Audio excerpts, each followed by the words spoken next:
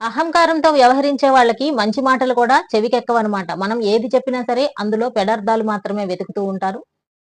అహంకారంతో ఉన్న వ్యక్తులకి కళ్ళు అహంకారంతో మూసుకొని ఉంటాయి కాబట్టి మంచి విషయాలేవి కూడా మంచిగా కనిపించవు. మంచి మనసున్న వ్యక్తులకి మనం ఏదైనా ఒక మంచి సలహా ఇచ్చినప్పుడు దాని విలువ పెరుగుతూ ఉంటుంది.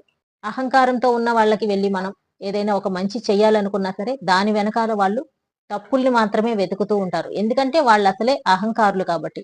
ఇటువంటి అహంకారంతో నడుచుకున్నప్పుడు చివరి వరకు వీళ్ళు సాధించేది ఏదీ ఉండదండి. ఇట్లాంటి వాళ్ళతో మాట్లాడటానికి కూడా ఎవరు ముందుకు రారు. చివరికి మిగిలిపోయేది ఒంటరితనం మాత్రమే. ఈ ఒంటరితనంలో ఉన్నా సరే కొంతమంది ఏమాత్రము మారరనమాట. అహంకారాన్ని అస్సలు వదులుకోరు. ఎప్పుడూ కూడా ఒక విషయాన్ని ఆలోచించుకోవాలి.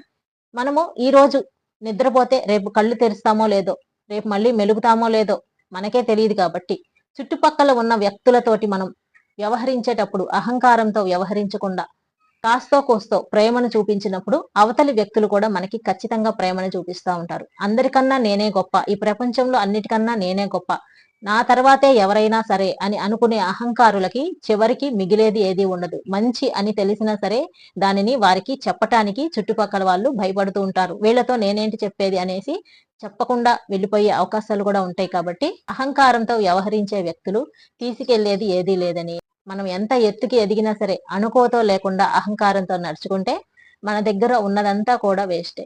మన దగ్గర ఏది ఉన్నా లేకపోయినా అణకువతో మంచితనంతో మెలిగినప్పుడు మాత్రమే మనకి నలుగురు మంచి స్నేహితులు చేరువవుతూ ఉంటారు. ఇటువంటి వాళ్ళని నలుగురిని సంపాదించుకున్నామా లేదా అనేది ఒక్కసారి వెనక్కి తిరిగి చూసుకుంటే ఈ అహంకారులకి కనిపించేది శూన్యం అన్నమాట.